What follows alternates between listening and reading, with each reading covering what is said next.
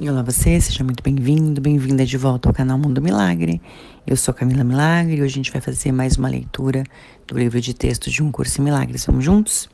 Estamos no capítulo 19, hoje na sessão 2, que é sobre pecado versus erros. Vamos juntos?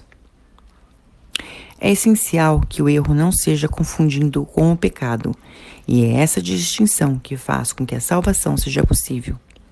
Pois o erro pode ser corrigido e o errado acertado. Mas o pecado, se fosse possível, seria irreversível. A crença no pecado não pode deixar de estar baseada na firme convicção de que as mentes, não os corpos, podem atacar. E dessa forma, a mente é culpada e para sempre assim permanecerá, a não ser que uma outra mente, que não faça parte dela, possa lhe dar absolução. O pecado pede punição, assim como o erro pede correção, e acreditar que punição é correção é claramente insano. O pecado não é um erro, pois o pecado implica em uma arrogância que falta à ideia de erro. Pecar seria violar a realidade e ter sucesso. O pecado é a proclamação de que o ataque é real e a culpa é justificada. Ele assume que o Filho de Deus é culpado, tendo assim tido sucesso na perda da sua inocência e fazendo de si mesmo algo que Deus não criou. Assim, a criação é vista como se não fosse eterna, e a vontade de Deus fica aberta à oposição e à derrota. O pecado é a grande ilusão subjacente a toda a grandiosidade do ego, pois através dele, o próprio Deus é mudado e refeito como um ser incompleto. Uau! Me vem aqui quantas orações que são feitas, né? Como se a gente fosse um pecador.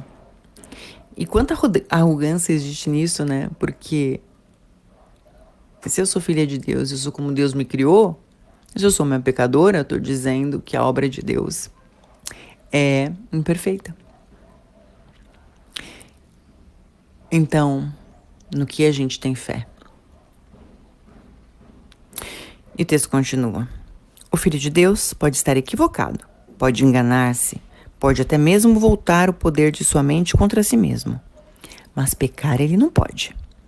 Não há nada que ele seja capaz de fazer que possa realmente mudar a sua realidade de forma alguma, nem fazer com que ele seja realmente culpado. Isso é o que o pecado quer fazer, pois tal é o seu propósito. No entanto, apesar de toda a selvagem insanidade inerente a toda ideia de pecado, ele é impossível, pois o salário do pecado é a morte. E como pode o imortal morrer? Um dos principais dogmas na insana religião do ego é que o pecado não é um erro, mas a verdade, e é a inocência que pretende enganar. A pureza é vista como arrogância e a aceitação do ser como pecaminoso é percebida como santidade. E é essa doutrina que substitui a realidade do Filho de Deus tal como seu Pai o criou, e tal como a vontade dele determinou que ele fosse para sempre. Isso é humildade?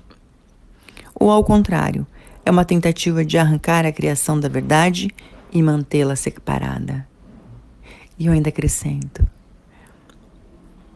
Ou ao contrário, é um grande implante feito em toda a humanidade, em tantos templos de todos os tipos, sem exceção, e por tantos séculos.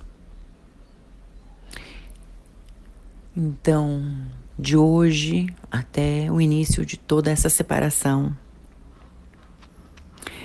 do início da separação até hoje, em todos os tempos, lugares, dimensões e realidades em que a gente se permitiu e também até, por que não dizer, colaborou para os implantes e explantes do pecado como verdade sobre o Filho de Deus.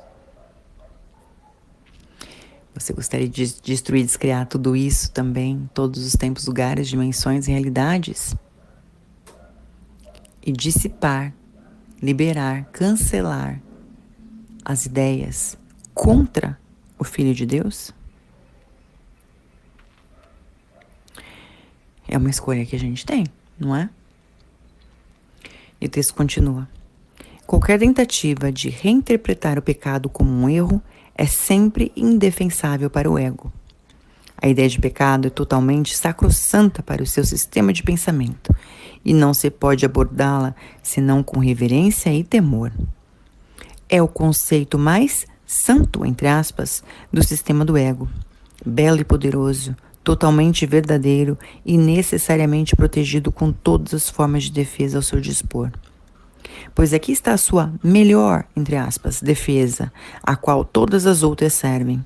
Aqui está a sua armadura, a sua proteção e o propósito fundamental do relacionamento especial na interpretação do ego. Pode-se de fato dizer que o ego construiu o seu mundo sobre o pecado.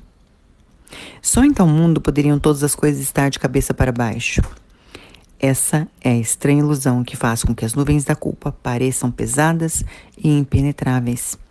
Nisso se acha a solidez que os fundamentos desse mundo parecem ter, pois o pecado fez com que a criação mudasse de uma ideia de Deus para um ideal que o ego quer, um mundo que ele governa, feito de corpos sem mentes e capazes de completa corrupção e decadência.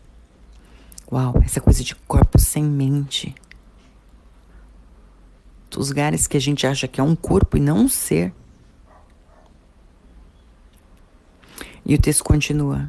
Se isso é um equívoco, pode ser facilmente desfeito através da verdade. Qualquer equívoco pode ser corrigido se for permitido que a verdade o julgue. Mas se ao equívoco é dado o status de verdade, a que se pode elevá-lo? A santidade, entre aspas, do pecado é mantida em seu lugar exatamente por meio desse estranho dispositivo. Como a verdade, ele é inviolável e todas as coisas são levadas a ele para serem julgadas. Como um equívoco, ele tem que ser levado à verdade. É impossível ter fé no pecado, pois o pecado é a ausência de fé. Bora marcar isso aqui.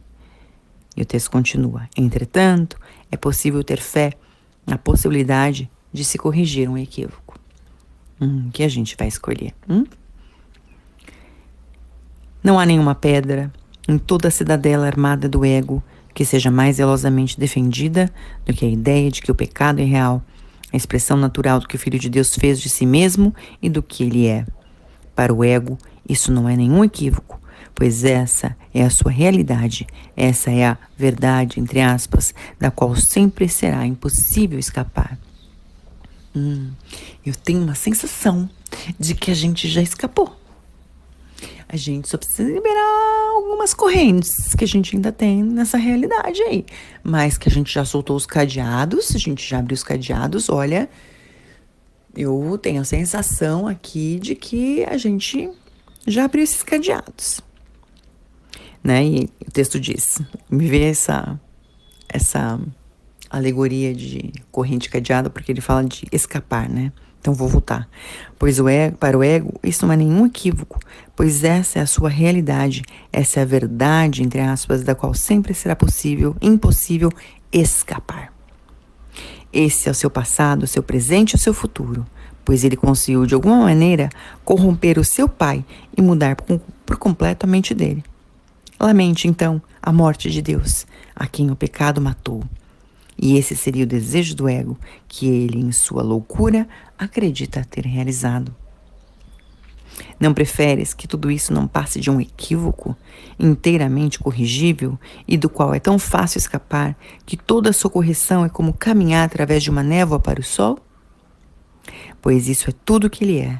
Talvez sejas tentado a concordar com o ego no sentido de que achar que é muito melhor ser pecador do que estar equivocado. Mas pensa com cuidado antes de te permitires tomar essa decisão. Não a abordes levianamente, pois é a decisão entre o inferno ou o céu. E aqui a gente sabe também sobre essa alegoria entre inferno e céu, né? Que é sobre a mentalidade do ego e a mentalidade de Deus e do Filho de Deus, assim como ele o criou.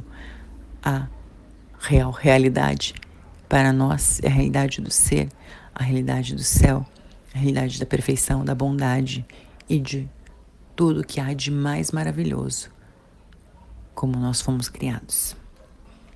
E o que mais vai ser possível pra gente depois dessa leitura de hoje. Vamos juntos? Um forte abraço e a gente se encontra na nossa próxima leitura. Até lá!